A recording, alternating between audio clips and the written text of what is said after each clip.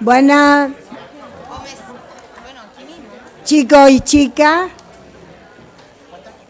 Buenas tardes, porque todos de alguna manera somos chicos y chicas. Unos más jóvenes, otros menos, pero nos englobamos ahí. Buenas tardes.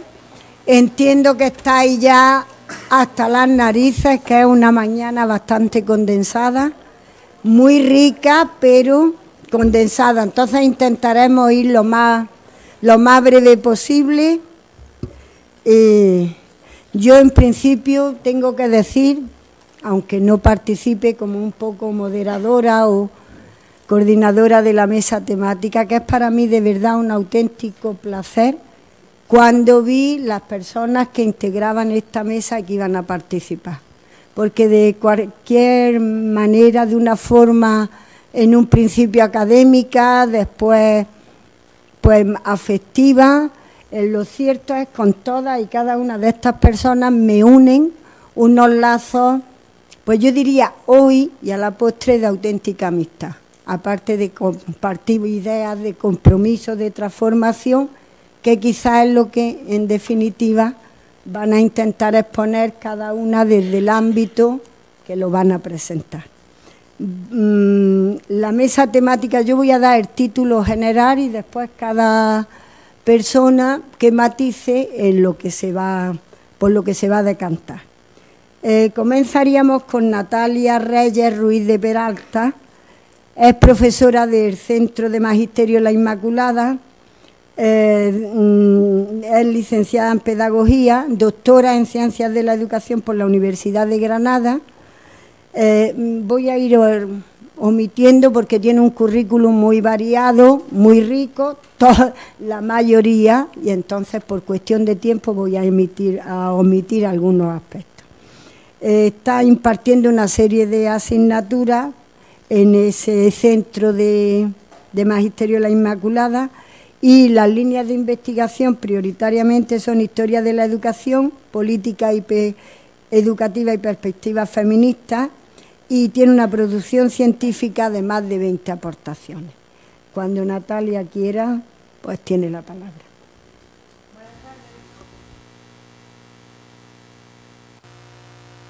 Bueno, yo estudié aquí, Soco fue una de mis, iba a decir profesoras, pero prefiero decir maestras, y la verdad que es una alegría haber estado en los dos sitios, una alegría estar aquí, haber estado donde estoy ahora sentado y sobre todo como característica haber disfrutado mucho de las dos perspectivas, de haber sido alumna, porque estudiantes lo somos toda la vida, y ahora de estar enseñando.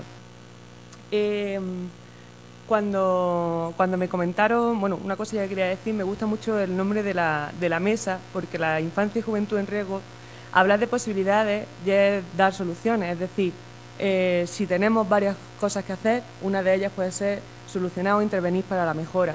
Y además he estado escuchando los proyectos que habéis presentado y creo que ya tenéis muchas cosas en la cabeza para poder dar esas opciones. Así que enhorabuena a la mesa anterior porque me han parecido ideas muy, muy buenas. Lo que os comentaba es que una de las cosas que trabajando escuché hace poco a la directora de mi departamento fue que siempre me estoy inventando cosas. Era una reunión en la que teníamos que presentar varias ideas y presentar una serie de sugerencias, y ese inventar cosas es cierto que es algo que me ha gustado hacer, me gusta inventarme cosas. Lo que pasa que creo que la parte de educación no es solo esa idea que dentro de la educación está de que es muy bonita, de que interviene, de que transforma, sino que pasando ese halo mágico, esotérico, es un trabajo en el que tienes que estar reconociendo constantemente la relación que hay entre causa y efecto, es decir, los procesos que se producen y decidíais cómo intervenir. Y sobre todo ver que todo esto está dentro de un contexto más amplio. Así que desde esa perspectiva voy a hacer la intervención en la mesa redonda, que realmente parece casi llevar una mesa camilla. Estamos aquí entre amigos y con mucho cariño, así que todo un gustazo.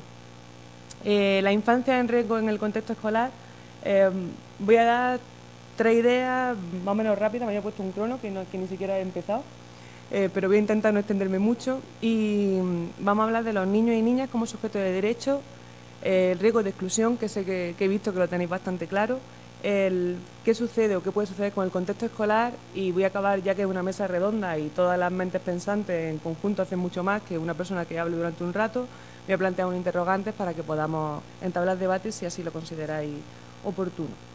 El siglo XX, que ha traído muchas cosas, que esa perspectiva histórica de la que hablaba Soko me gusta mucho y creo que es imprescindible para poder entender muchas de las cosas que suceden actualmente, ha sido nombrado como el siglo de los niños. Desde que Ellen Key escribió esa obra del siglo de los niños, y en el 59 se reconocieron sus derechos, y en 1989 se realizó la Convención de los Derechos de la Infancia, y UNICEF se hizo cargo de esta parte de la defensa de los derechos junto a otras entidades. Ha sido el momento en el que la infancia ha sido definida de la manera más cercana a lo que es su realidad, es decir, de que se ha construido ese concepto como algo que realmente nos indica que algo vamos progresando, aunque veamos muchas barbaridades y sigan sucediendo muchas cosas, pero por lo menos tenemos ya unos argumentos para poder construir, para poder avanzar y realmente evolucionar. Las características de esa infancia es el reconocimiento de su propia realidad, saber que tienen sus propias necesidades, sus propias preocupaciones, y también tienen sus propias opiniones, y tienen que ser escuchadas las opiniones, atendidas sus necesidades y solventadas sus preocupaciones. Es decir, la infancia, si la estamos siempre proyectando como un futuro, como esa sociedad del mañana, le estamos robando el presente. Y como parte de la sociedad, la infancia está aquí, y tiene que ser atendida, y tiene que ser una parte integrante de la sociedad, de todo lo que realizamos, y también entenderla como uno de los sectores que sufren lo que sucede actualmente. Entonces creo que esa es la parte que lo hace especialmente vulnerable. Son sujetos de derechos, pero somos los adultos los que tenemos que velar para que se cumplan esos derechos. Así que en una situación como la actual, no solamente se ven vulnerados nuestros derechos, que tenemos varias situaciones en las que se hace bastante visible, sino que los suyos también están siendo arrastrados. Lo que os comentaba sobre lo que sucede actualmente, la crisis o la crisis perenne, que ya deja atrás ese concepto de crisis, porque la crisis es un momento y este momento está durando ya varios años. Realmente lo que se están llevando a cabo son dinámicas o se están perpetuando dinámicas de exclusión, y esa exclusión la vemos expresada como diferentes dimensiones de un mismo proceso. Podemos nombrar lo que está sucediendo en la economía, en la sociedad, en la educación, en los valores, da igual el apellido que le pongamos a la crisis o que le pongamos al proceso de exclusión, pero están siendo diferentes expresiones de una misma realidad. Y esa realidad tiene factores individuales, nos sucede a nosotros, me sucede a mí, le sucede a la persona en la que esté pensando, de mi familia, de mi entorno, y nos está sucediendo socialmente. Nadie es responsable individualmente de lo que sucede, aunque lo sufre individualmente, y sí somos corresponsables de lo que está pasando socialmente. Uno de los ejemplos más, no sé, puede ser un ejemplo bastante tangible, por ejemplo, el tema del desempleo, el hecho de que haya personas las que estamos dentro de un trabajo asalariado, da igual si es institución pública o privada, estemos soportando una carga de trabajo mayor de la que nos corresponde, nos hace corresponsables de que haya personas que no estén al cargo de ciertas tareas o con ciertos empleos. Trabajo no falta, lo que falta es empleo.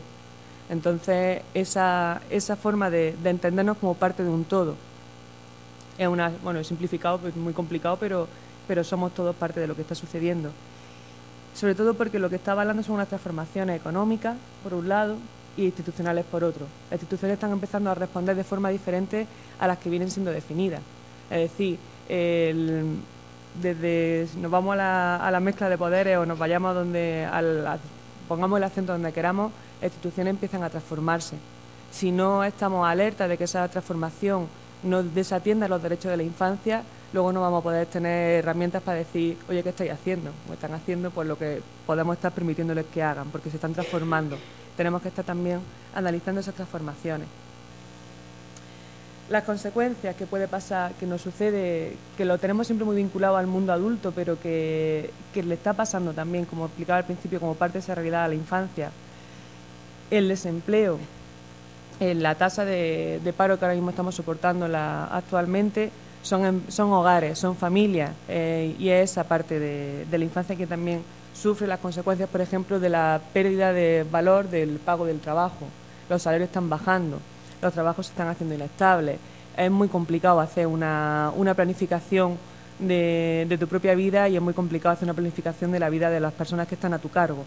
Y esa forma de afecta a la salud física. Hace falta cubrir unas necesidades que no siempre están cubiertas para la infancia, y una salud psíquica. La tensión, la ansiedad, las depresiones que se sufren en los hogares, la infancia la está viendo en primera persona, no lo está viendo, la está conviviendo. Es diferente verla que convivirla.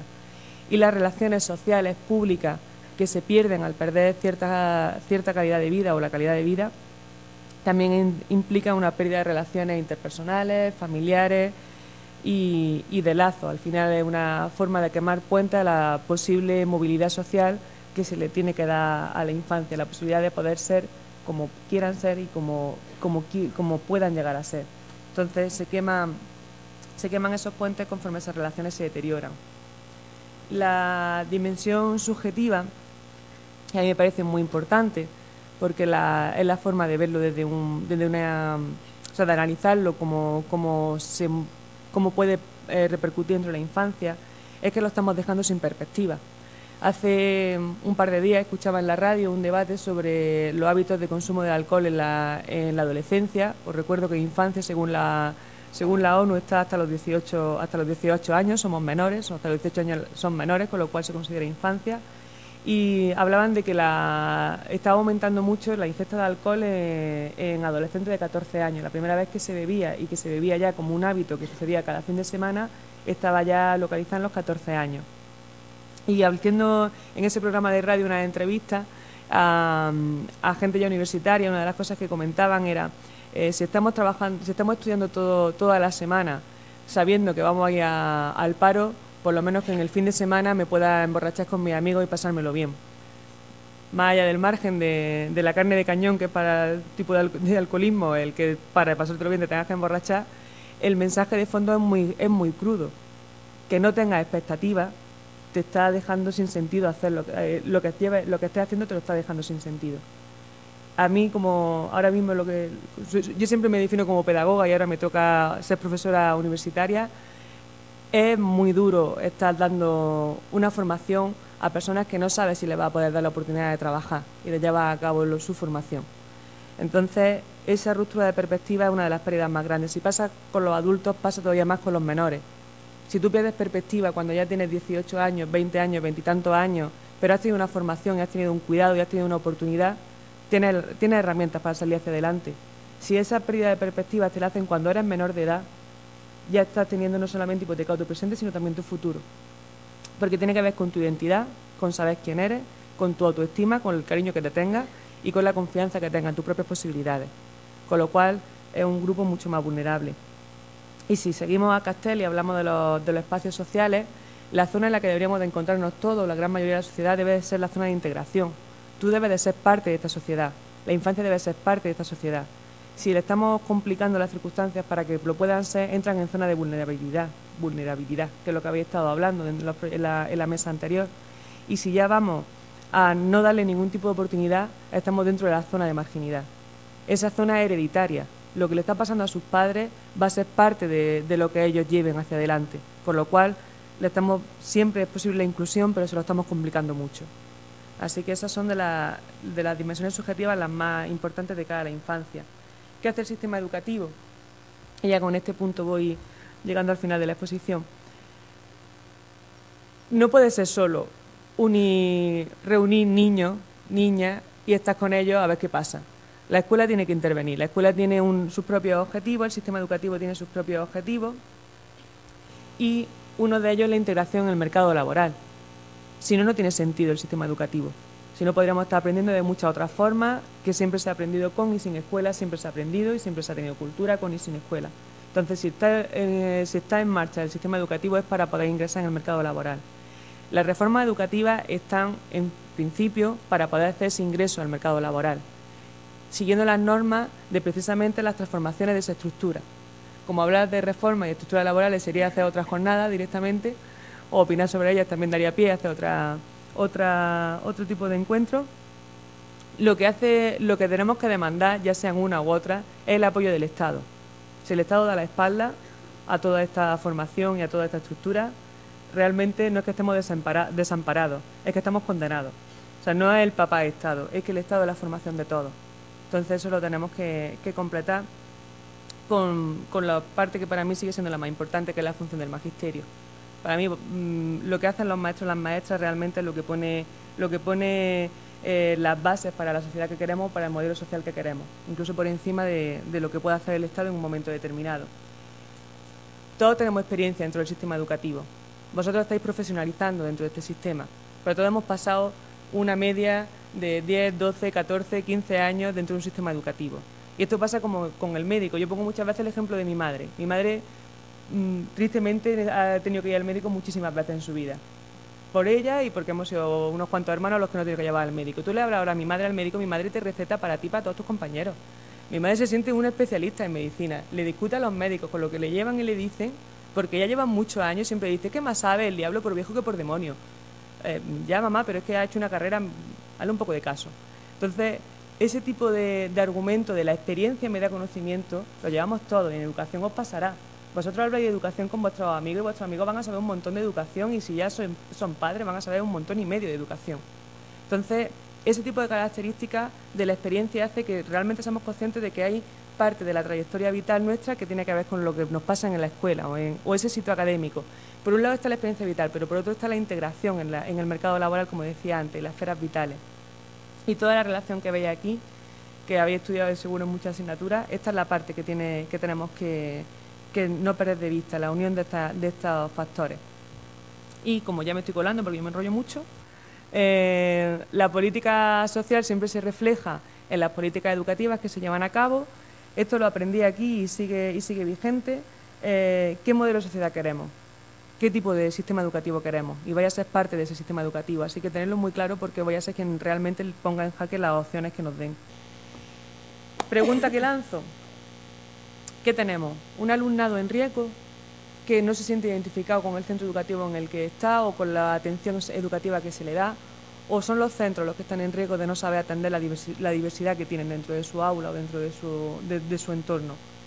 Así que con esta pregunta lo dejo, lo acorto y muchas gracias. Muchísimas gracias, Natalia.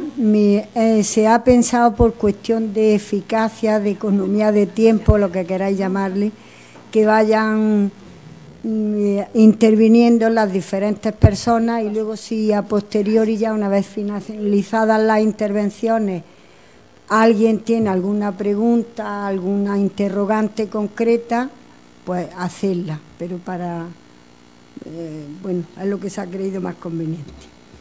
En principio, a continuación, tomaría la palabra Francisco José del Pozo Serrano, María del Mar García Vita, la voy a mencionar a la vez, y Juani la Besiera con eso.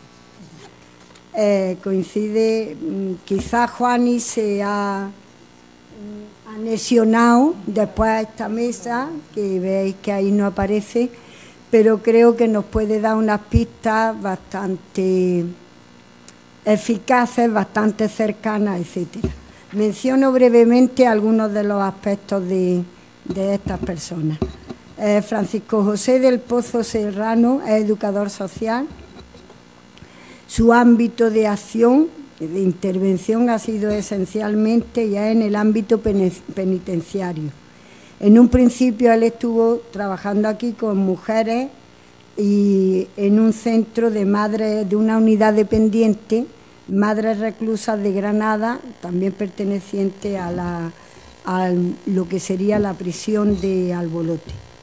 Actualmente es doctor por ciencias en Ciencias de la Educación, o sea, por la Universidad de Granada. Actualmente está como profesor en Castilla-La Mancha, en Cuenca en concreto, si no ha cambiado, y en la Complutense de Madrid. Está también invitado en algún programa en la UNED. Voy a omitir un poco toda la trayectoria. Está metido en múltiples proyectos de investigación, unos como investigador principal, otros como director, aquí en Granada, Madrid, Colombia, Francia. Omito. Simplemente me gustaría algo, porque cuando me dieron esto y por la trayectoria suya, Francis, como le conocemos, piensa que no puede educarse para la libertad sin la libertad. Con respecto a María del Mar García Vita, al lado de Francis, es investigadora y doctoranda en la Universidad de Granada, concretamente además está ubicada en lo que es el Departamento de Pedagogía al que yo pertenezco. Está de doctoranda en el programa de Ciencias de la Educación y en una línea de Educación Social. Curiosamente es una licenciada en Historia, pero después le entusiasmó el tema de la educación, las temáticas que se abordaban y aquí se mencionó.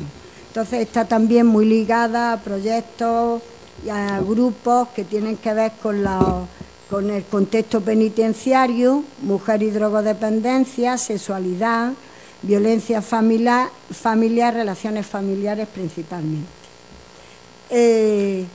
Juana o Juani, la Besiera, como ella con esa, es educadora infantil. Ha trabajado, donde yo la conocí, en el centro infantil del centro penitenciario de Albolote. Como eso se eliminó, pues actualmente trabaja en la universidad externa, en la unidad externa del CSIS Victoria Kent en Madrid. Para mí es un placer tenerla aquí. Le he citado conjuntamente porque las tres personas van a intervenir en el tema de prisiones conjuntamente. Cuando queráis tenéis la palabra.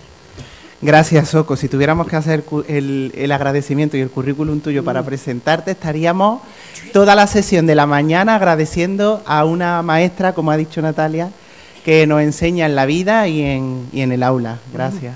Bueno, estamos como estamos y entonces 5 minutos cada uno para que nos podamos ceñir al tiempo. Simplemente porque hay un grupo en el que ya hemos trabajado el tema penitenciario y yo sé que hay otro grupo en Granada, sobre todo, que tenían mayor interés en conocer un poco sobre la realidad. Lo que hemos hecho en la sesión, ya que Juani estaba también aquí, pues yo digo, es un absurdo que una educadora infantil que está todos los días trabajando con la infancia no participe. Entonces yo hago una descripción mínima de los contextos, de la realidad de la infancia en el mundo penitenciario.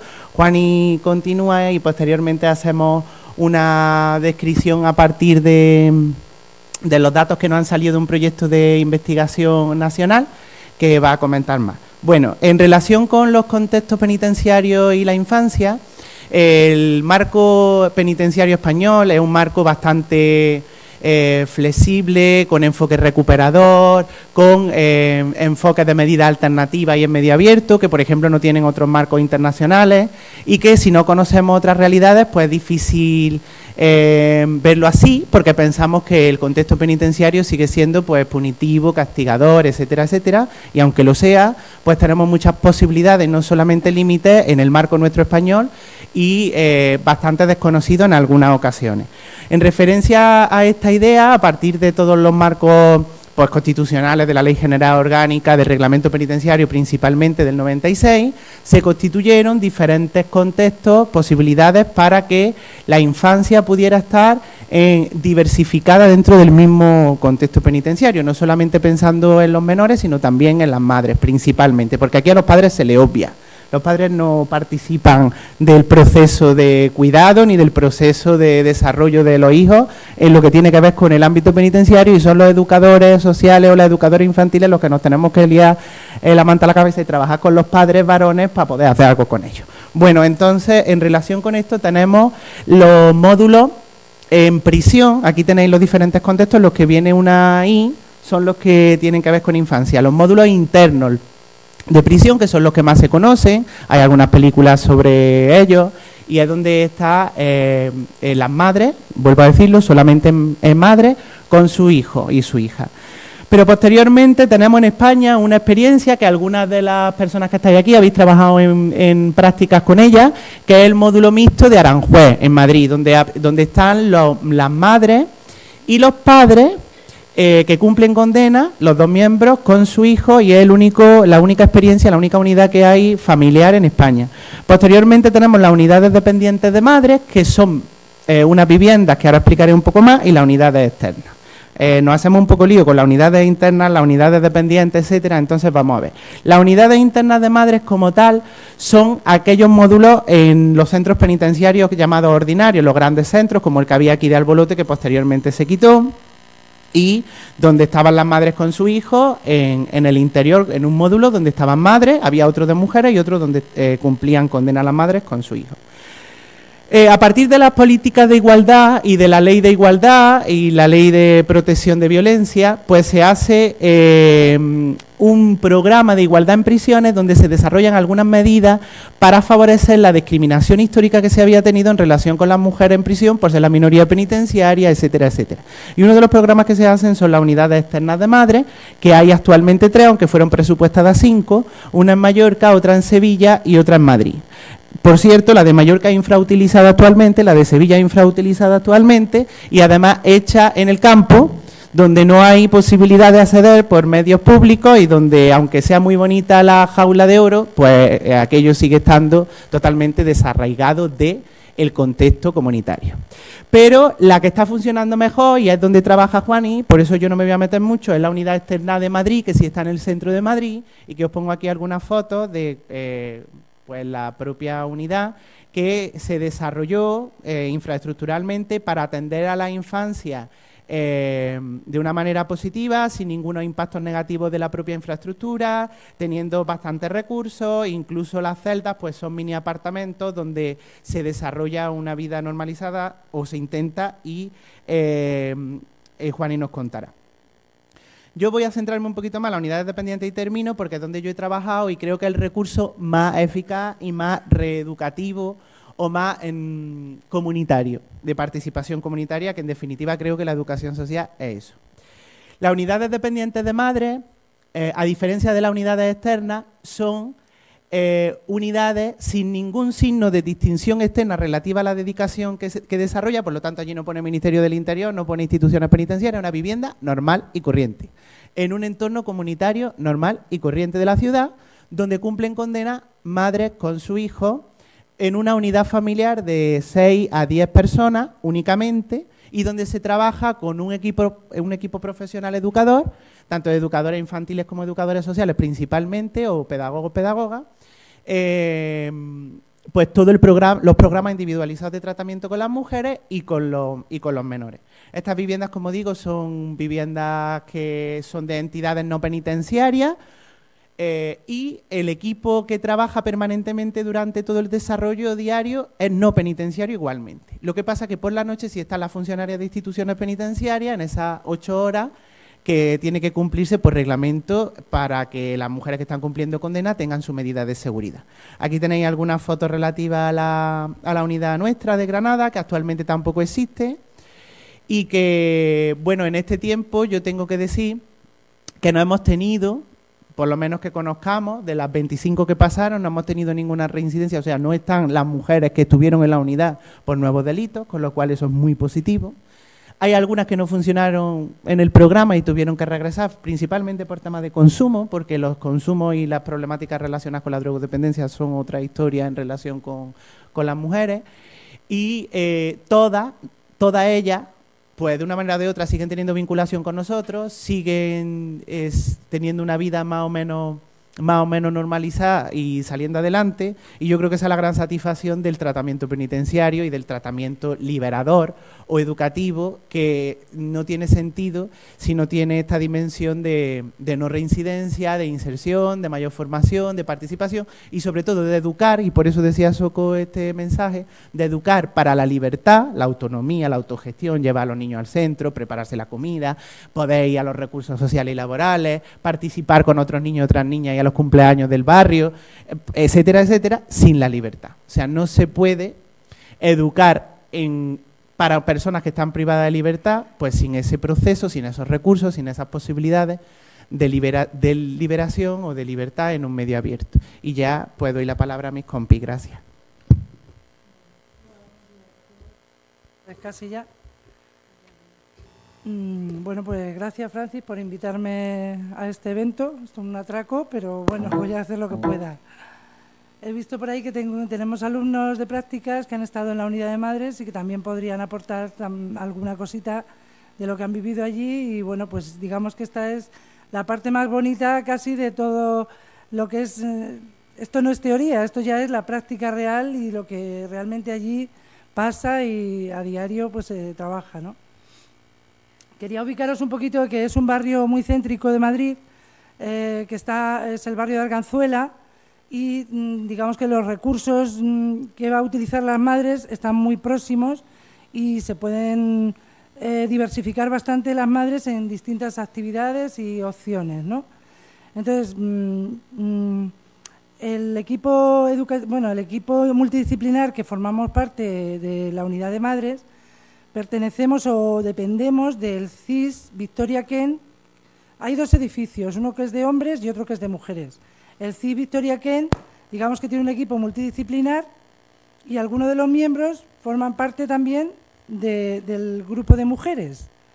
Entonces, el equipo multidisciplinar que trabajamos dentro de la unidad de madres, pues es una educadora, una coordinadora, 2 educadoras infantiles. Tenemos una subdirectora también que pertenece o depende también del CIS, Victoria Kent, y que trabaja con nosotras directamente. Y entonces, bueno, pues nuestras funciones, como podéis entender un poquito, es que lo que intentamos es hacer un programa individualizado de cada madre. Cuando viene al centro, entra una mamá nueva con su hijo, pues lo que se intenta es pues estudiar un poquito el perfil que tiene la madre, los estudios que tiene, las posibilidades de estudios, de inserción sociolaboral y demás. Y sobre todo, estas unidades se han creado para defender el interés superior del niño. Es decir, que aquí lo más importante es que el niño esté bien, lógicamente, porque si vemos que la madre no es adecuada o no es apta para atender a su hijo en estas circunstancias, pues se tomarían otras medidas, ¿vale? Entonces todo gira en torno al bienestar del menor. Entonces, a las madres lo que les permite esta situación es poder estar con su hijo hasta los 3 años y, a su vez, poder participar de un proyecto de reinserción para ellas y de cambiar algunas de las conductas o habilidades que tienen adquiridas que no son adecuadas con respecto de la educación de sus hijos. Se las intenta también orientar en cuanto a pues cómo tienen que criar a un niño, cuáles son las pautas básicas de atención y de cuidados y demás. Se las hace también un programa de estudios. Ellas también solicitan los intereses que tienen en cada momento, si tienen intención de hacer alguna cosa diferente, en fin, que es bastante participativo y bastante personalizado.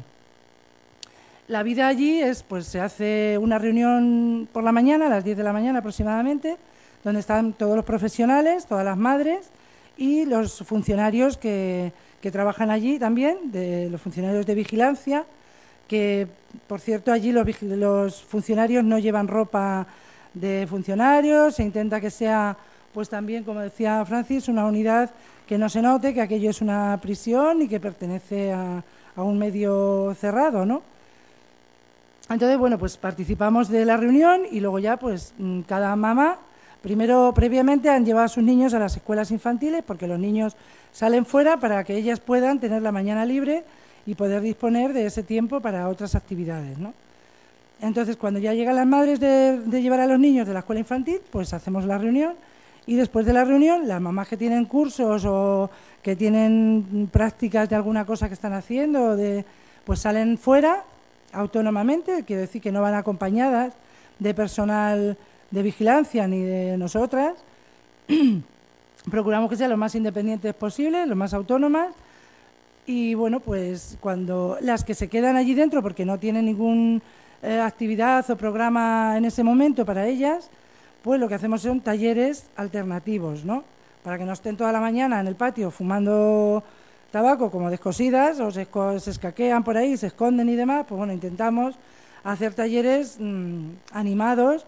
Tenemos la participación de voluntarios, que es muy estimable porque necesitamos desde luego también gente de fuera que venga a enseñar pues ciertas habilidades que a ellas les vendría muy bien, y el tipo de actividades que se hacen pues son gimnasia de mantenimiento o aeróbic, o ahora estamos preparando la carrera de la mujer para el día 4 de mayo que se va a celebrar en Madrid, y entonces hay varias que salimos a correr y que bueno, pues estamos ahí muy animadas para participar de esa carrera. También se hacen actividades en un taller de manualidades y de costura, donde bueno, pues cada una hace lo que puede, unas aprenden, otras enseñan, y luego todo eso que se traduce en una serie de artículos que elaboramos, pues hacemos un mercadillo en Navidades o a mitad de curso, depende si hay alguna entidad que se hace cargo de esto, pues lo vendemos y sacamos dinero para seguir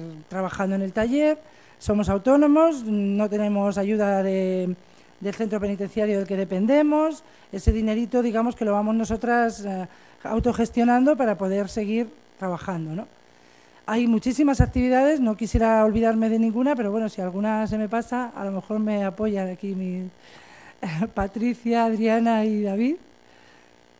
Y bueno, pues otro tipo de actividades que se hacen, pues los sábados también vienen voluntarios a dar catequesis, o se hace alguna misa si alguna está interesada.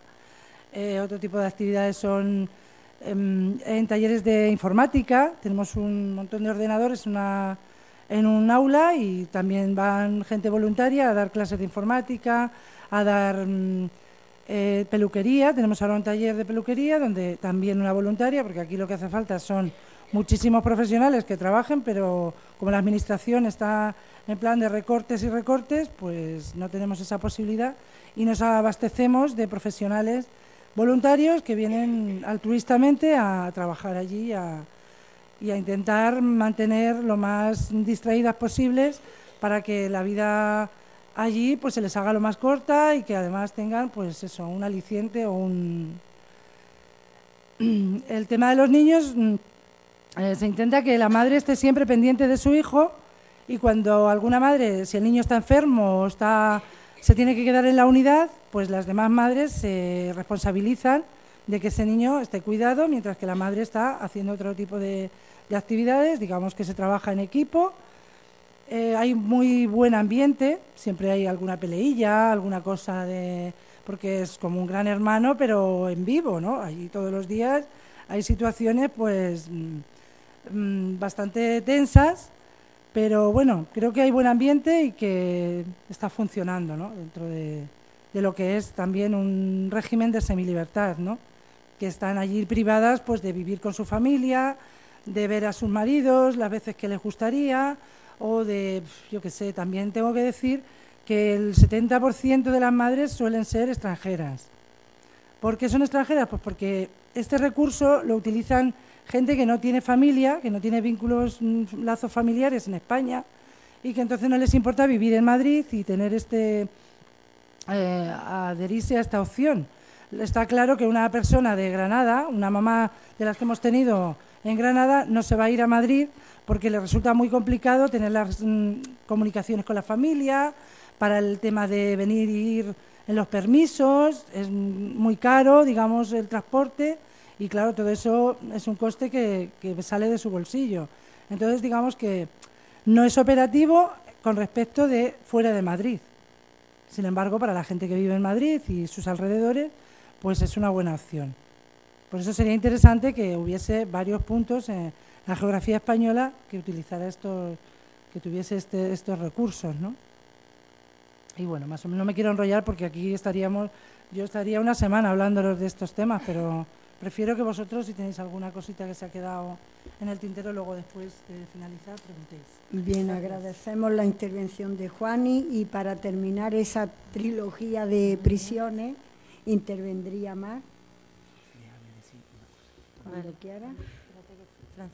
No, puntualiza una cosa porque sé que la gente se lía. La diferencia entre las unidades dependientes y las externas son que las externas son más grandes, para 20 o 25, 26 internas, residentes, que es como se le llama allí, y sí tienen signos de distinción externa porque están justo al lado de los CIS, de los Centros de Inserción Social. Por lo tanto, sí pone Ministerio del Interior y es un módulo más grande, aunque es un módulo con muchas posibilidades infraestructurales diferentes, con programas como ha comentado Juani. Las unidades dependientes son mini unidades familiares de pocas personas sin signos de distinción externa. Esa es la diferencia. Vale. No te preocupes, aquí. Bueno, voy a continuar yo. Me llamo Mar, como bien ha dicho Soco, ¿no? Y bueno, después de Francis y de Juani, que han explicado un poco el panorama actual, ¿no? De cómo se vive la maternidad y los hijos en los contextos penitenciarios, pues yo voy a dar unos datos concretos sobre un proyecto de investigación. Un proyecto de investigación nacional cuyo nombre es Mujeres reclusas drogodependientes y su reinserción social, propuestas de acción socioeducativa. Este proyecto, bueno, pues es muy amplio, ¿no? Pero voy a daros algunos datos que tienen que ver con la maternidad. Antes de comenzar, voy a intentar no extenderme mucho, porque yo tenía preparado un poquito más, pero voy a intentar cortar un poco. Y sobre todo lo que quería puntualizar al comienzo es que en toda intervención y estudio que hay en el medio penitenciario sobre la relación madre o hijo, yo, por lo que he observado hasta el momento, existen principalmente dos perspectivas, ¿no? Una perspectiva que busca en esa intervención o acción que esa maternidad sea un elemento protector o motivador o inclusivo de la madre y la sociedad en la vuelta a la libertad.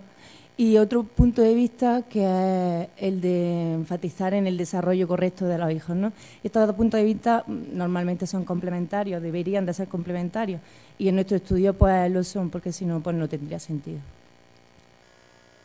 Para situaros brevemente en el proyecto, para que sepáis de lo que estamos hablando, como he dicho, es un proyecto de investigación sobre mujeres reclusas, es un proyecto que ha sido de ámbito nacional, se han visitado 43 centros de todo el territorio español. Tenemos una muestra de 599 mujeres, que representan más o menos un 15% de la población reclusa en el momento en el que se hizo el estudio, que fue en verano del 2011. Y 538 han participado mediante un cuestionario con ítems abiertos y cerrados, y el resto, las 61, con entrevistas semiestructuradas. Los datos que voy a mostrar hoy son simplemente de las participantes, de las mujeres, puesto que también se han hecho cuestionarios a profesionales, pero eran sobre otros temas, no eran sobre maternidad, eran más sobre programas, intervención y tratamiento penitenciario.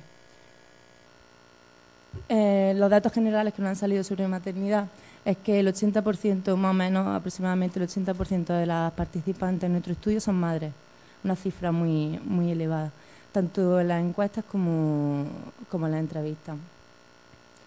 La mayoría, bueno, en la entrevista la edad de estos hijos va entre los 1 y los 12 años, pero en los cuestionarios, como ahora veremos, pues hay mucha más variedad, incluso hay un alto porcentaje de hijos ya emancipados del núcleo de la familia, y la media de hijos es de 2,5 hijos de las participantes en nuestro estudio. En el momento del estudio y las participantes que hemos tenido, bueno, hemos ido a diversos tipos de centros, como bien ha comentado Francis. Hay centros exclusivos de madres, centros de mujeres, y bueno, en toda esa mezcla que hemos tenido en nuestro proyecto, pues en nuestras participantes hemos tenido un 7,2% de mujeres que tenían en ese momento a hijos o a hijas con ellas en el centro penitenciario. Esto en la entrevista se ha percibido que ellas mismas tienen una idea un tanto contradictoria sobre esta experiencia, porque por un lado pues ven lo beneficioso que es para ellos y por un lado también para su hijo o hija, pero por otro lado pues saben que no es el medio más propicio para que su hijo se desarrolle. En la entrevista pues sucede más o menos de lo mismo, y se apoyan también estos datos, ¿no? De que principalmente hay muchos con los abuelos y las abuelas, y en segundo lugar con los padres. Os voy a ir rescatando a lo largo de toda la exposición una serie de relatos de la entrevista, porque me parece que son muy significativos y que arrojan mucha luz sobre lo que os voy contando, ¿vale? En este caso, esta reclusa dice: porque yo he tenido una madre maravillosa que ha estado allí y no he tenido que dejar a mi hijo y no saber dónde está. Pero yo sé que mi madre quiere a mi hijo, entonces yo en ese sentido sé que mi hijo ha tenido cariño y de todo, pero no me ha tenido a mí. O sea, por un lado siente ese dolor, ¿no? Ese dolor de no poder estar con su hijo, pero por otro lado tiene la seguridad, la confianza de que está bien con la persona con quien la ha dejado. Y en este caso la madre, que es una figura muy resaltada por todas las mujeres reclusas en todo tipo de apoyo y de relaciones positivas, tanto pues eso, como en quedarse con los hijos como en otros tipos de apoyo o ayuda para salir de situaciones como puede ser la drogadicción. Otro elemento, una variable importante también a analizar es cómo valoran ellas. Bueno, como he dicho, todo lo que os voy mostrando son testimonios suyos de las propias mujeres reclusas. No estamos analizando, no es algo objetivo, ni hemos analizado la perspectiva de los hijos, simplemente la perspectiva y las valoraciones que hacen las mujeres. Entonces, bueno, pues otra variable importante es la de la valoración que ellas hacen de las relaciones que tienen con su hijo y con su hija. En general, tanto en las entrevistas como en las encuestas nos han salido buenas y muy buenas relaciones con su hijo, por lo menos esa es la percepción que ellas tienen, y muy pocos casos de mala y regular. Lo que sí habría que resaltar es que en la entrevista sale a relucir que cuando llegan a la adolescencia estas relaciones normalmente empeoran, ¿no? Pero bueno, yo creo que es una situación que se da en familia en diferentes contextos, no solo en esta realidad de la que estamos hablando. Y también hay un número importante de testimonios que hablan de una no relación con su hijo y con su hija, por diversos motivos. Bien porque, bueno, algunos pocos casos porque estos estaban bajo la tutela del Estado, ¿no? Han sido alejados de su familia, en cierto modo, y en otros casos porque los familiares con los que están ahora viviendo pues no han querido que mantenga relación con su madre, y en otros casos son ellas mismas las que se alejan ocultan su situación de presa a su hijo y a su hija por no querer dañarlos. Y bueno, un poco en esta misma línea se le ha preguntado, bueno, van las respuestas que nos han dado cuando se le ha preguntado qué daño le han hecho a su hijo y a su hija, si le han hecho daño. Un 8,2% habla de que sí se le ha hecho daño. O sea, no le hemos preguntado directamente por maltrato. La palabra maltrato sí se ha usado, como ahora veremos, para preguntarle por otras personas que hayan podido maltratar a su hijo, pero como era un tema delicado, pues no se le ha preguntado directamente porque podíamos no tener respuesta. Se le ha preguntado qué daño han podido hacer a su hijo. Un 8%, un poco más de un 8% reconoce que sí le han hecho daño a su hijo. Más de la mitad de ella habla de un maltrato psicológico, un maltrato emocional. Otro cerca del 20% de estas respuestas van en la línea del abandono y la negligencia, sobre todo por haber entrado en prisión. También hay algunas respuestas por consumo de droga y un 10% de estas respuestas, que son 44 respuestas, que dicen que ha habido maltrato físico. Vale, voy a ir acortando un poco. Bueno, otro tipo de maltrato que han podido sufrir su hijo, otra vez la misma cifra, sobre un 8% dicen que su hijo se han sufrido maltrato, y principalmente el padre y otras parejas que hayan tenido ella. Algunos testimonios sobre este tipo de daño me parecen bastante relevantes. Hay testimonios sobre el abandono que ellos han sufrido por parte de sus madres, ellas lo atestiguan de esta manera. Sí le he hecho daño por no estar allí, más emocionalmente, porque la pequeña no me recuerda, la dejé con 1 año y la grande tenía 3 años y medio. Ella dice que fue muy feliz con su mamá y que su mamá la abandonó y empezó a ser triste. Ellas notan que le he fallado. El día de mañana ellas sabrán, entonces ellas sabrán la historia, va a empezar a cambiar. La grande tiene 8 años y entonces está empezando a entender. Mientras llegue ese momento es bastante duro. Un poco lo que os comentaba antes, de que ocultan la situación, por lo menos durante la primera infancia de su hijo, intentan ocultarlo para no dañarla. Otro tipo...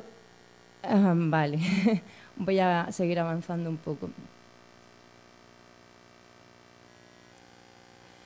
Vale, como último punto que os voy a comentar es cómo el sistema penitenciario favorece o obstaculiza esa relación entre las madres y los hijos, y qué recursos pone a disposición de las madres para que ejerza su rol maternal, ¿no? Se le ha preguntado, hay una pregunta en la entrevista, se le ha preguntado que qué necesidades han podido satisfacer desde el centro, desde su situación de reclusa hacia sus hijos, ¿no? Y principalmente a mí lo que me gustaría resaltar son los tipos de necesidades que ellas han valorado, ¿no? Cómo materializan esas necesidades que piensan que pueden tener sus hijos, ¿no? Pues por un lado hablan de necesidades económicas y de artículos de primera necesidad, por otro lado de contacto, pero un contacto muy simple. Como vemos en los testimonios, la primera habla de mandarle dibujos, chuches, y la segunda habla de un contacto incluso indirecto hacia su hijo. O sea, el simple contacto ellas ya lo valoran y son conscientes de que ellas, una posición un poco conformista, dicen, como estamos en prisión, por lo menos podemos tener contacto con ellos, ¿no? Y lo dejan un poco ahí. Y por otro lado, las que están en el centro penitenciario y su hijo residen con ella en el centro penitenciario, pues resaltan que desde allí pueden cubrir las necesidades básicas de alimentación, de vestir, de techo, de agua, ¿no?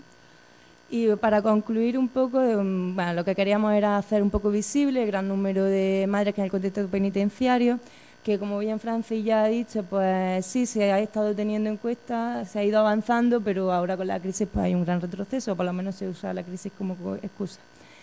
Y nada, pues por otro lado, comentaros que hay muchas realidades que en el exterior pues imperan, ¿no? Y que imperan mucha necesidad y carencia en esos niños, y que en prisión las mujeres distorsionan todas estas realidades y crean otras nuevas a partir de del nuevo mundo en el que están viviendo, y que esto puede ayudar a abrir aún más la brecha que puede existir entre estas madres que están presas y sus hijos, porque por ejemplo el afecto, el apoyo, la comprensión, pues son elementos que ellas no resaltan en ninguno de sus testimonios, hablan más pues de necesidades económicas y de ese tipo, y de abandono por estar en prisión, lo ponen mucho como excusa. Bueno, hasta aquí os dejo.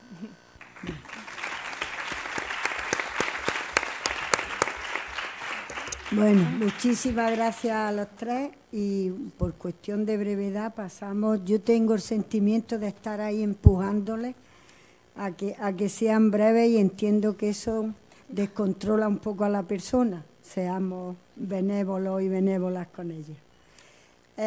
Ana Victoria Amador Vargas tiene estudios universitarios en relaciones laborales, un curso online en prevención de riesgos laborales, y es un experto en mediación e intervención social con la comunidad gitana por la Universidad Pública de Navarra.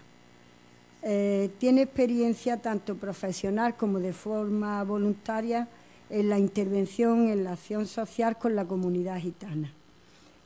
Ha trabajado tanto como mediadora como interventora, pues a través de la Fundación Secretariado Gitano, del Centro Sociocultural Gitano Andaluz, alguna que otra ponencia anteriormente en la Universidad de Granada.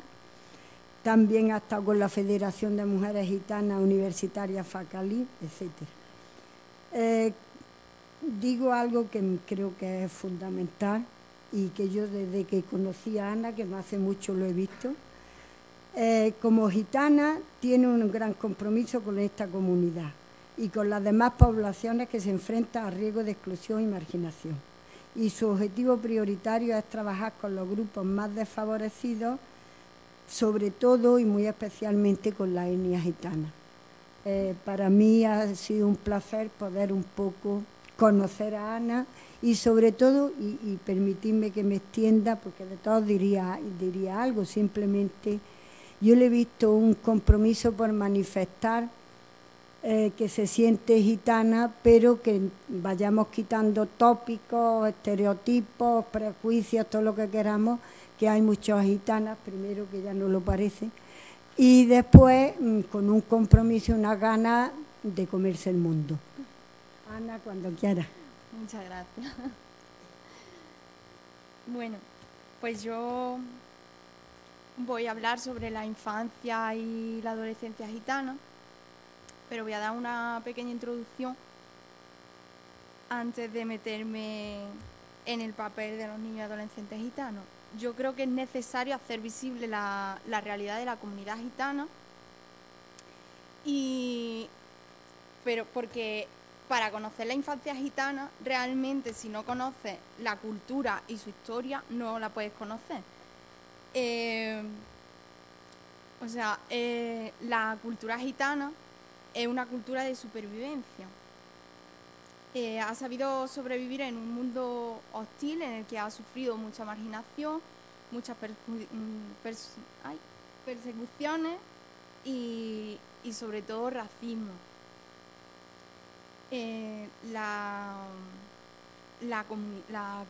Los gitanos llevan ya seis 6 siglos, casi 6 siglos de historia aquí en nuestro país, pero aún se sigue teniendo ese desconocimiento sobre nuestra cultura. Y nos asocian con una cultura de la pobreza, marginal, o sea que cuando realmente no es así.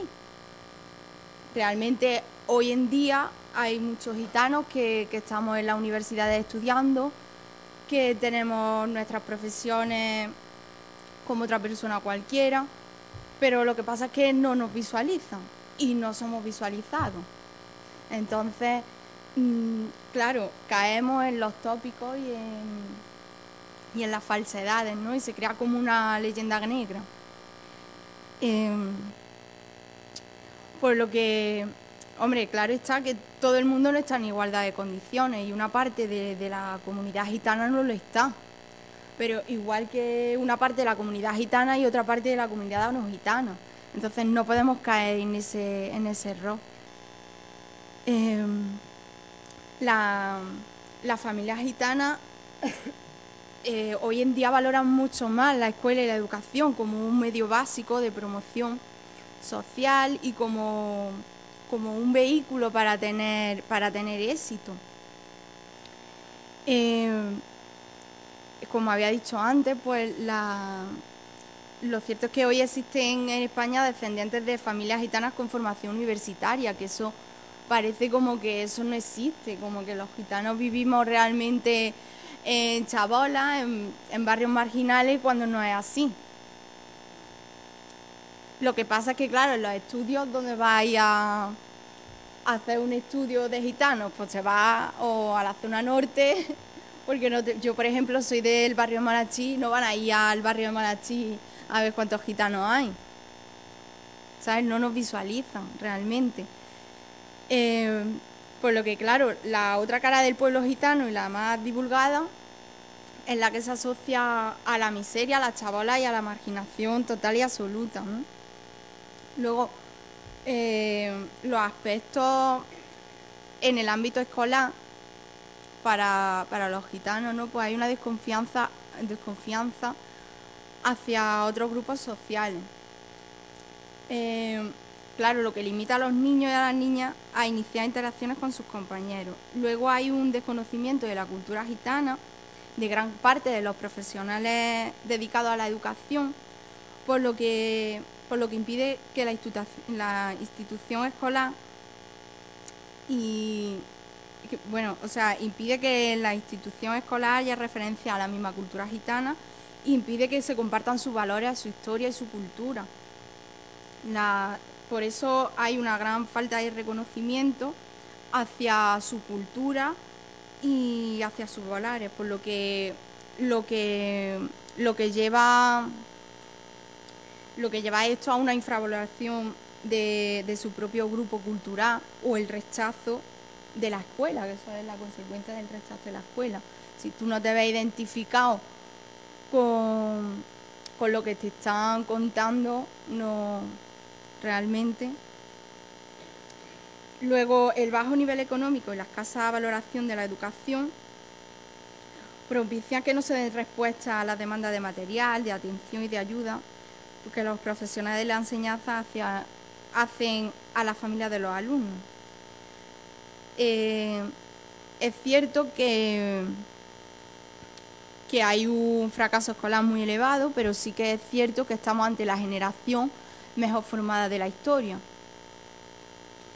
El fracaso escolar, claro, al no estar identificado, lo que te provoca es una baja autoestima y las expectativas negativas, ¿no? Hay muchos niños que tienen una baja autoestima y sobre todo los adolescentes. Exacto, el éxito académico escolar en la población gitana cada vez es mayor y más esperanzador. Los resultados reales demuestran que la juventud gitana cada vez está más preparada y formada. Como he dicho antes, pues estamos ante la generación de jóvenes gitanas y gitanos mejor formada de la historia. Luego voy a hablar sobre el papel de las niñas y adolescentes gitanas, los cuales pues tienen un mayor acceso a la incorporación de la mujer, o sea, tiene un mayor acceso de niños y niñas gitanas perdón, a la educación. Hay una incorporación de la mujer al mundo laboral y, o sea, la mujer en esta comunidad tiene una suma importancia, por lo que es muy influyente para las niñas y adolescentes gitanas. Existe, tanto en el colectivo gitano como no gitano, existe una desigualdad entre hombre y mujer, por lo que también tiene más dificultad. Los matrimonios son cada vez más tardíos, por lo que aumenta más que puedan seguir y continuar con sus estudios. Sí, entre las familias pues ha habido una desconfianza y un miedo al exceso en la educación y el empleo, ya que no se veían reflejados en el ámbito escolar, como antes he dicho, y los niños y adolescentes están muy influenciados por su cultura, por sus valores y sobre todo por su familia, ¿no? La familia es un factor realmente importante, ya que la familia es la precursora de llevar a cabo su educación y es el mayor apoyo de las chicas, y más aún en la cultura gitana, donde la mujer juega un papel muy importante y la familia también. Fundamentalmente es un valor característico de la cultura gitana. Las niñas, las adolescentes, las mujeres pues tienen una doble discriminación, tanto por ser gitana como por ser mujer. Por eso realmente las niñas gitanas lo tienen como más difícil, las adolescentes gitanas lo tienen como más difícil, porque se encuentran con un doble rechazo, una doble discriminación. El ocio y la participación social de la infancia gitana está condicionada también por las relaciones familiares, en el nivel económico, los aspectos socioculturales. Claro está que el nivel económico laboral es muy influyente para que continúen sus estudios.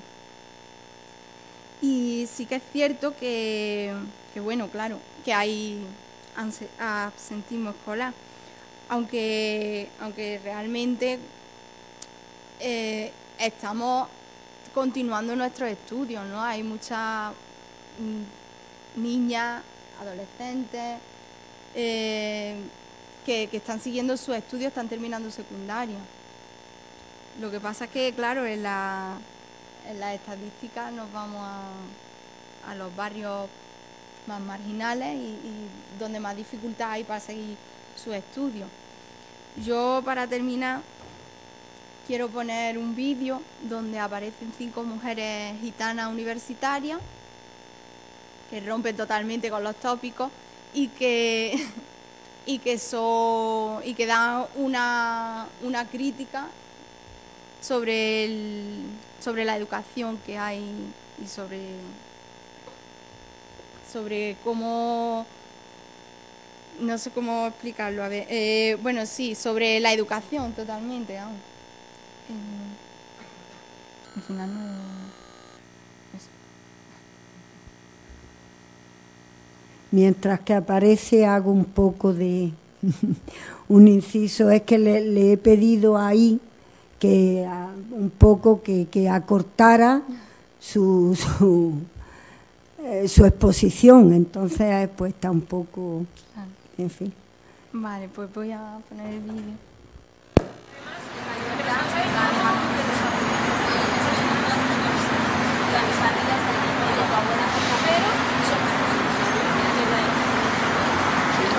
Es que el sistema educativo no es en absoluto inclusivo, partiendo de la base de que trata a la diferencia como una deficiencia. Sí. Entonces, el sistema educativo en España y en cualquier parte del mundo y en la historia de la política del mundo, el sistema educativo es básico y está absolutamente en relación con el sistema político y económico que hay en cada país, ¿no? Entonces la cuestión es que si vivimos en un sistema económico y político capitalista, competitivo, ese sistema se basa en una jerarquización de valores en las que los gitanos no es que las tengamos diferentes, es que las tenemos absolutamente opuestas. Entonces, ¿qué ocurre? Que ahí, este es uno de los factores, que hay muchos más, ¿no? Pero ahí hay un encontronazo. Entonces, ese tema no se trabaja, ¿no? Es muy mala. La educación en general es muy mala. Y si ya te metes en temas de interculturalidad y respeto al diferente, ya no es que sea mala, es que es pésimo. Pero para todo el mundo. Entonces, es una consecuencia de cómo está montado el sistema educativo. O sea, que no es una inquina que diga, no, es que esto es un odio racial. No. Es que no saben cómo manejar la interculturalidad en general. Les están proyectando desde que entran a primero de la ESO con 12 años... Que tú no vas a acabar, Les proyectan un PCPI. El objetivo es, tienen la posibilidad de hacer un PCPI. Coño, están en primero de la ESO, tienen la posibilidad de acabar el graduado escolar. No le proyectes un PCPI. Cuando ya no haya solución, entonces el PCPI es una alternativa que me parece estupenda. Pero no les vayas proyectando desde primero de la ESO lo que es un PCPI, porque entonces el único objetivo y lo único que conocen es el PCPI. Tú no te dejan identificarte como gitana, ¿sabes? Y eso empieza ya, o sea, empiezan las aulas y luego hay chavales que, lo típico, tú a ciertas edad, pues a lo mejor la puedes montar más en clase o menos en clase. Yo tengo chavalas que dicen que los profesores les dicen en plan de tú duérmete. Tú, mientras no me la lías, tú duérmete. Eso literal, estábamos hablando antes. ¿Sabes? Mientras no quemes la clase o le saques un ojo al de al lado, pero porque dan por hecho que las gitanas vamos a dejar el colegio a los 15 años, que nos vamos a pedir, y eso es lo que dan por hecho. No es algo... Los gitanos no se ven reflejados y entienden la escuela como un medio hostil que no los incluye. Entonces, todo esto al final se traduce en conductas discriminatorias, algunas conscientes y otras inconscientes, que lo que hacen es que el niño asuma el efecto Pigmalión o la expectativa que tiene el profesor sobre el rendimiento académico que puede tener ese niño. Y entonces, ¿qué tenemos? Índices de fracaso escolar bestiales. Pero la gente que toma las decisiones de a qué dinero va destinado a qué o qué medidas se van a tomar para tal, responde a intereses políticos y económicos. Al sistema le viene muy bien que los gitanos estemos en una franja de la que no podamos salir, porque tú estás haciendo una transacción mercantil donde tú estás cambiando tu libertad a cambio de protección. ¿Qué pasa? Que el estado de bienestar, toda esa función de protección, el Estado no la está cumpliendo. ¿Qué es lo que está haciendo el Estado? Está criminalizando la pobreza y criminalizando a los gitanos, y esto es algo que está pasando en toda Europa, para demostrar al resto de la sociedad que cumple su función protectora, porque los están protegiendo de nosotros. Pero eso lo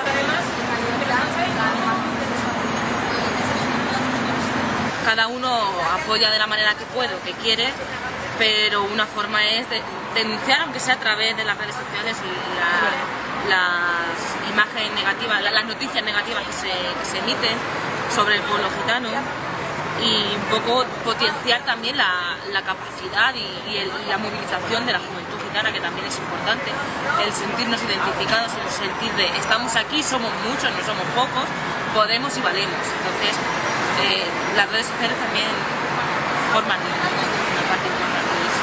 Vienen de la diócesis, ¿vale? Entonces, todos aquellos movimientos de los cuales tú decías, diferenciaban entre la política institucional y la política real. La política real es agitación, es que las entrañas se te corcoman por dentro. Y tú, como gitana, tengas la valentía de dar el salto y no pedirte con 15 años, como ha hecho Gina, o dar el salto y venirte a trabajar a Madrid siendo de Zaragoza y estar viviendo sola, y dar el salto de ir saltando esas barreras y conseguir esos logros que te hacen esa autoestima y seguir luchando, ¿vale? A lo largo de los años sí que es cierto que la mayor entidad o la que obnubila lo que es todo el sistema o la causa gitana es el secretariado. Eso está clarísimo. La evidencia es que tú le das a Google y te sale, ¿vale? Habrá que trabajar y seguir trabajando por esa política, por ese recorcomimiento de entrañas y unificarnos para trabajar en ello. Entonces, es importante que el pueblo gitano tenga su espacio en las instituciones para poder llegar a esas cotas que solo son posibles desde dentro. Tal y como está el sistema, sí. Es que es así. Y hasta que no salgamos a la calle con las barricadas, pues tendrá que la comunidad gitana en España y en Europa está empezando a llegar a un nivel de conocimiento en el que están dándose cuenta y valorando que realmente hay cosas que no son justas y están en la lucha. Además, es una manera de moverse muy parecida a la del 15M, ¿no? En algunos aspectos, en el sentido de asambleario, de que ninguna institución sea representante de este movimiento, tal. Es algo que está empezando. Hemos tenido un proceso y la mujer gitana, es lo que a mí me interesa, es capaz de empoderarse. La mujer gitana está empoderada y lo puede conseguir cualquiera. No solo nosotras, no somos especiales. Somos mujeres gitanas como cualquier otra. Si hemos llegado donde estamos, es porque valemos, porque podemos. Entonces, que no se venda más la realidad de que la mujer gitana es una mujer sumisa, que lo único que hace es estar en casa pariendo y atendiendo al marido. Que se puede hacer eso si se quiere, pero también se pueden hacer otras cosas más. Entonces a mí también me interesa mucho que salga esa parte. Que cada una tenemos un perfil diferente, ella de su padre y de su madre y yo soy de la mía, ¿no? Y hemos podido llegar a una situación más o menos parecida o no, pero es gracias, sobre todo, a nuestra cultura, sobre todo a nuestra familia y, lo más importante, a nosotras como mujeres. Eso también es importante que se venda. El hecho de que la mujer gitana sí puede y es capaz de hacerlo.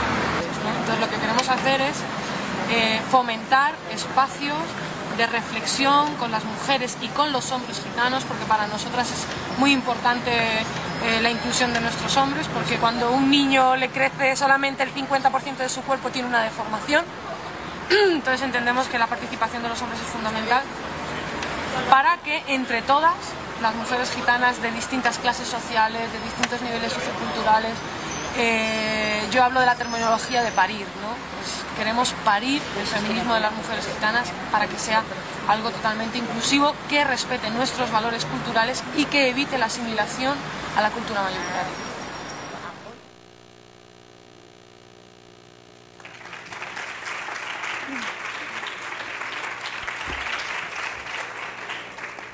Bueno, finalmente toma la palabra José María Fernández Burgaleta, que ahí en Petit Comité, como se suele, me ha dicho, preséntame como Chema simplemente, que soy educador social. Entonces yo simplemente, por algo que sabía de él anteriormente, simplemente voy a decir que es educador nato por opción, porque le gusta y porque lo vive.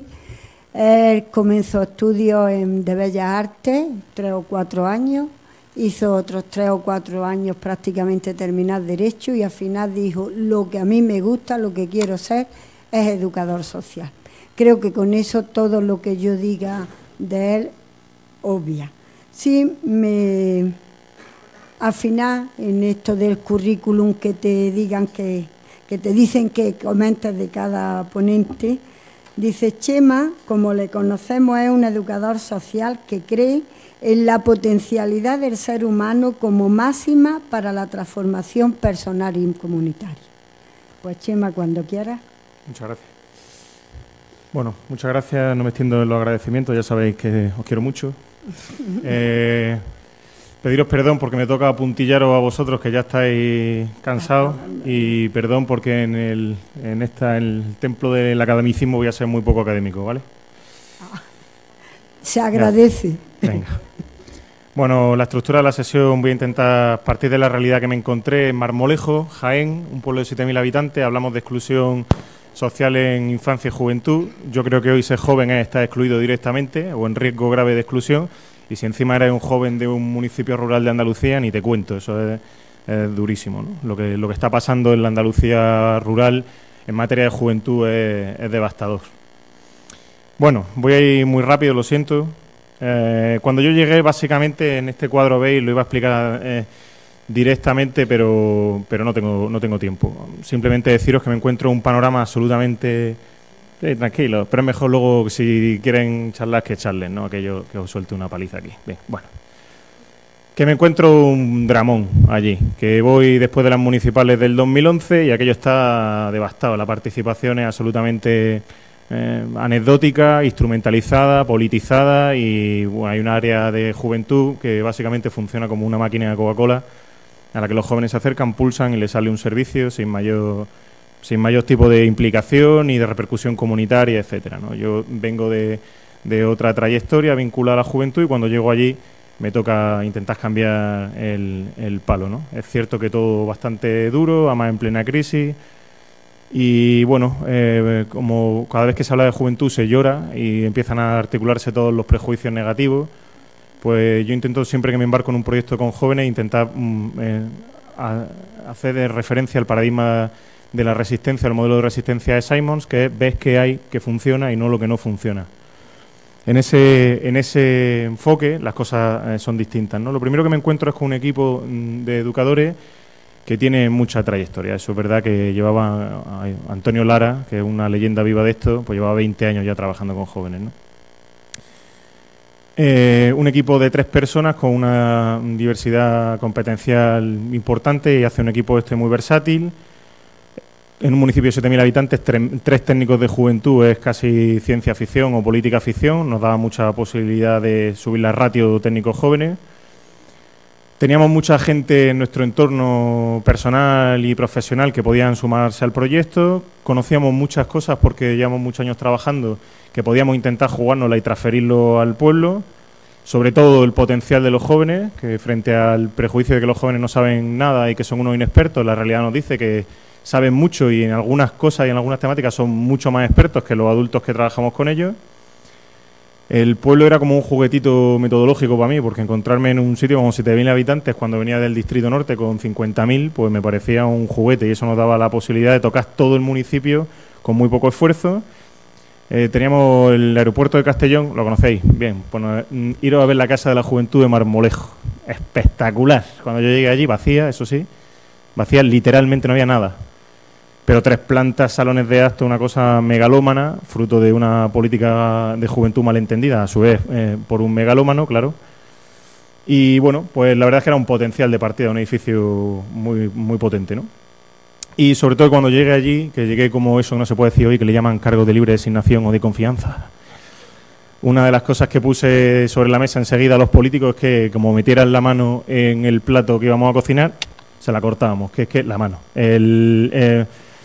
Y se comprometieron y lo hicieron. La verdad es que no tuvimos ni una sola intromisión política, que fue casi milagroso, ¿no?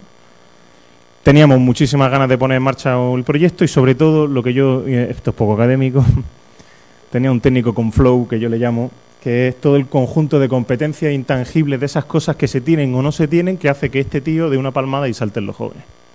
Y esto no te lo enseñan aquí, esto se tiene o no se tiene, y también es verdad que se trabaja con la experiencia, en el contacto con ellos, y que se va aprendiendo. Pero yo lo tenía. Este tío estaba absolutamente desorientado y perdido, pero tenía flow. Bueno, pues lo único que había que hacer es darle la fontanería metodológica y dejar que el resto fuese parte de su encanto personal con los jóvenes y de eso que tiene, que es mágico, ¿no? Los fundamentos son muy poco científicos, lo siento, vamos allá. Lo primero que le dije a mi equipo es citarle a Héroes del Silencio. Frente al mensaje que me lanzaron cuando yo llegué allí y conté qué es lo que quería hacer, todo lo que me decían, vecinos, políticos, incluso los propios jóvenes, mis compañeros, todo, es que eso no iba, que era imposible. Entonces le cité a Héroes del Silencio, todo lo que merece la pena en este mundo te lo enseña el rock, lo siento. Bien, bueno, el Héroes del Silencio dice que todo arde si le aplica la chispa adecuada. Mi experiencia después de 20 años de trabajo con jóvenes y jóvenes complicados es que no hay niños ignífugos. Todos arden y lo único que tenemos que hacer es buscar la chispa que hace que un chaval arda o que un grupo de chavales arda. Y arden, metafóricamente, claro. Metallica dice que hay que tener la mente abierta a un punto de vista diferente. Cuando yo llegué allí, mis trabajadores, la comunidad entendía el trabajo con jóvenes de una manera muy tradicional, muy asistencialista, y lo primero que tuve que hacer es hacerles ver, sobre todo a mis compañeros, que había otro mundo de posibilidades, que en otros sitios se estaban haciendo otras cosas y que eran muy poderosas, ¿no? Quinn dice que One Soul, One Vision, esto es fundamental. El término animación viene del latín anima, que es alma, y yo siempre hago referencia cuando hablo de animación a que o emocionamos en lo profundo, en el alma de los chavales, o no estamos haciendo nada, ¿no? Y yo necesitaba crear sinergia en mi equipo, un equipo con mucho potencial, pero que tenía 3 elementos que miraban cada uno en su dirección. necesitaba que se sintiesen parte del proyecto y que miraran en la misma dirección, ¿no? Eso llevó un tiempo también. Esta es una anécdota de un técnico de juventud del Distrito Norte, 3 días juntos redactando un proyecto multidisciplinar que trabajaba en varios sectores y tal, y el tío allí no participaba. Nosotros en nuestro orgullo academicista pensamos que es que como no era un tío formado en la academia, no tenía ni idea de qué estábamos hablando, y a los 3 días el tío dio un golpe en la mesa y dijo algo que no se me ha olvidado nunca. De hecho se me ha quedado mucho más grabado que cualquier cosa que dijese, por ejemplo, Jean Piaget, por poner un caso, ¿no? Este tío dijo así: ¡que los niños no son farolas! Claro, algo que puede parecer tosco, y lo resultó de hecho, paró la reunión y la transformó, la cambió, la redireccionó. El peligro de la planificación en el trabajo de participación y de empoderamiento juvenil pasa por tratar a los chavales como si fuesen farolas, como si fuesen inventariables, como si fuesen todos iguales, que se pueden encender y apagar, y la realidad es que son diversos, tienen expectativas, son súper dinámicos, son flexibles, y nuestra programación con ellos, nuestro trabajo con ellos tiene que partir de esa realidad, que no son farolas, y que a veces el mundo científico o técnico se nos olvida algo tan elemental como que son personas. Ahora en un grupo de investigación en el que estoy trabajando, a los jóvenes le llaman la variable, y a mí se me ponen los pelos de punta. Bueno, Marco Marchioni dice algo que es fundamental, que es principio rígido, aplicación flexible. Marco Marchioni es el dios de la intervención comunitaria para mí, y lo que Marco plantea es que podemos tener un plan, que es importante tenerlo, pero que la aplicación con la comunidad hay que ser muy flexible, si no el plan se sitúa por encima de la población en el orden de preferencia y eso acaba fatal siempre. En el Imperio contraataca, porque todo lo que merece la pena en la vida no solo se aprende a través del rock, nos queda El Padrino y La Guerra de las Galaxias. Bien, bueno. En el Imperio contraataca, cuando Lord Vader intenta presionar a la princesa Leia para que diga dónde está la base rebelde, ¿me seguís? Bien. Ella dice una frase absolutamente espectacular que es: cuanto más cerréis el puño, más sistemas estelares se os escurrirán entre los dedos. ¡Guau! Todo un tratado de educación que para el ojo entrenado salta a la vista, y con jóvenes es fundamental repetirse esto. Muchos de los problemas que hay en los programas de trabajo con jóvenes es que les aprietan. Le aprietan a los que no dan el nivel, se les aprieta, y a los que dan el nivel se les aprieta también. Y los chavales, por definición, están untados en vaselina. Si tú aprietas a un joven, se escurre. Esto funciona así. A los chavales hay que llevarlos con la palma extendida, firme pero extendida, que ellos lleguen, entran, salgan conforme les apetezca, ¿no? El bambú china tarda 8 años en crecer bajo tierra, teje redes de raíces durante 8 años y luego emerge. También le contesto a los concejales, a la familia, a los técnicos. Tienen que entender que el trabajo con jóvenes no se ajusta a los tiempos políticos ni técnicos. Es decir, necesita el tiempo que necesita, y además es mucho.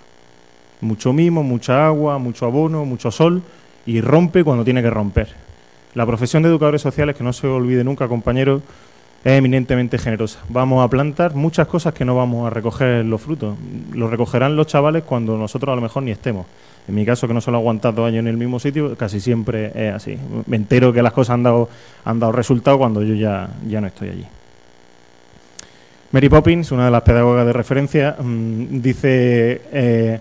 sí, reíros, pero revisad Mary Poppins desde la perspectiva de la pedagogía social y veréis.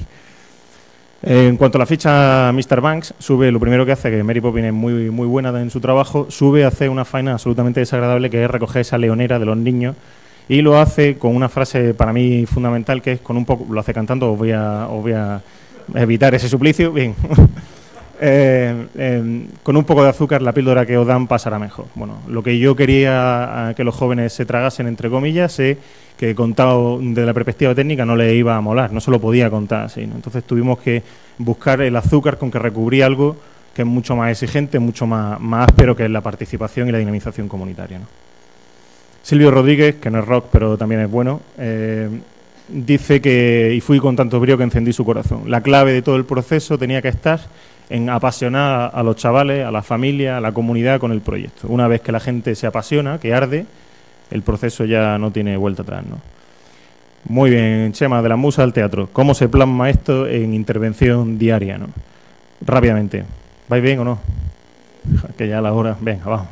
Lo primero que hice es un cierre técnico. Cerré la Casa de la Juventud para pararnos a reflexionar y a diseñar. No se había hecho en 21 años de existencia de la concejalía, ¿eh? En 21. Se abría todos los días, pero no se reflexionaba. Yo introduje el elemento de parar, y dedicar 5 días con mis técnicos que estaban asustados por si les veían los vecinos, pensaban que iban a decir que no trabajaban, ¿no? Y es que si no tomamos, porque hay un anuncio de neumático que dice que la potencia sin control no sirve de nada. Bueno, pues yo tenía tíos con mucho potencial, pero absolutamente descontrolados. John Benjamin Tosak, entrenador del Real Madrid, dijo en una rueda de prensa que sus jugadores corrían como pollos sin cabeza. Dijo, pues mis técnicos eran pollos sin cabeza, eran muy buenos, corrían, pero no tenían ni idea de hacia dónde, ¿no?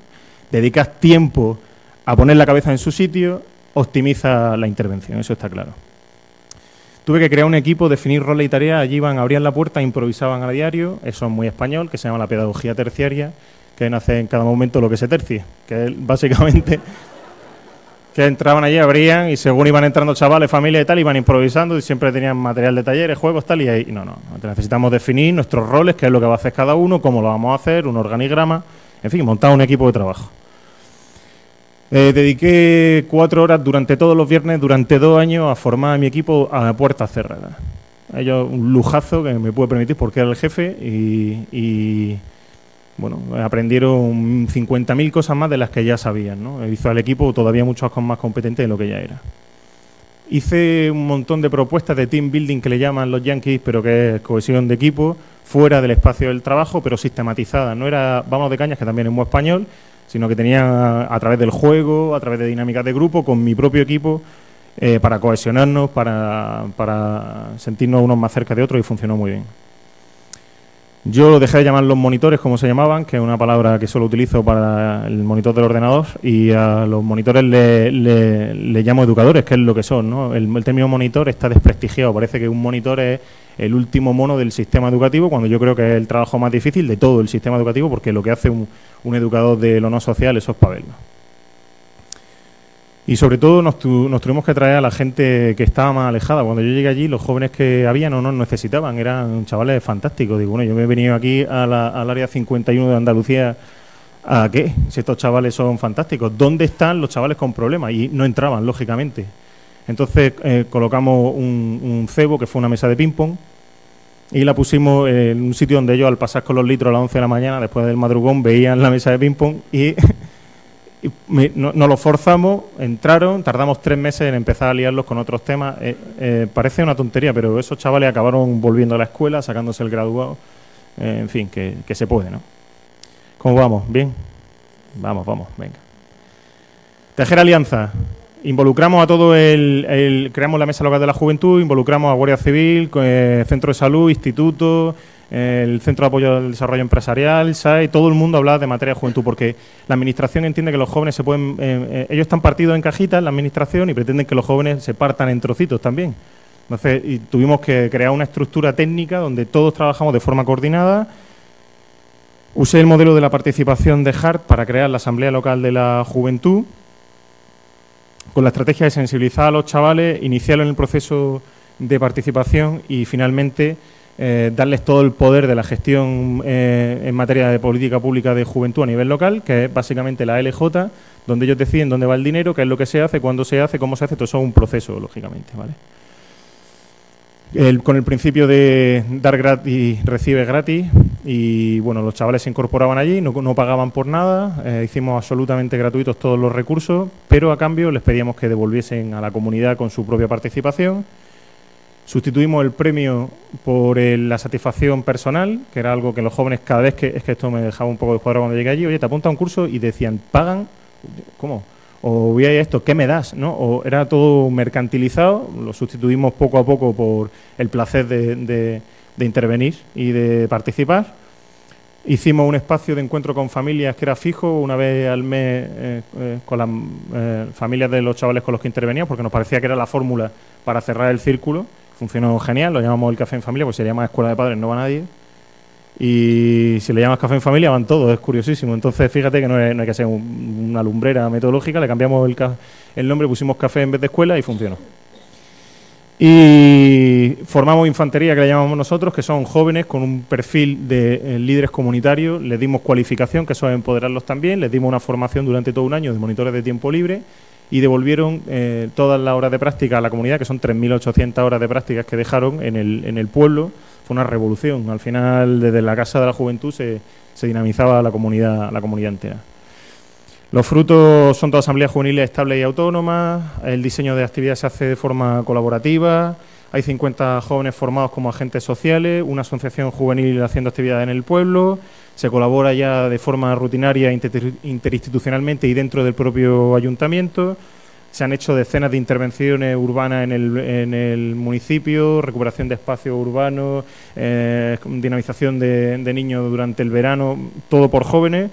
Se ha descolonizado política y técnicamente el área, hemos conseguido echar a toda la gentuza de la Casa de la Juventud y le hemos hecho que sea suya. Y al final no cuento más, pero que toda esta tabla horrible de dificultades que me encontré al llegar, en 2 años se revirtió. La conclusión es que sí que se puede, que frente al derrotismo en materia de participación juvenil y el alarmismo, pues la realidad es que cuando te pones mano a la obra y piensas un poco lo que haces, sí se puede. Y ya está, por si no me creéis, ahí tenéis mi correo electrónico y me lo decís esto en la calle. Y tengo un rinconcillo en Facebook donde voy colgando muchas cosas de educación social y educación, se llama Educación Nómada, ahí hay cosas. Ahí colgué también la memoria audiovisual que han hecho los jóvenes sobre el periodo 2013 de la Casa de la Juventud de Marmolejo, que lo cuentan ellos en primera persona, ¿vale? Pues ya está, muchas gracias.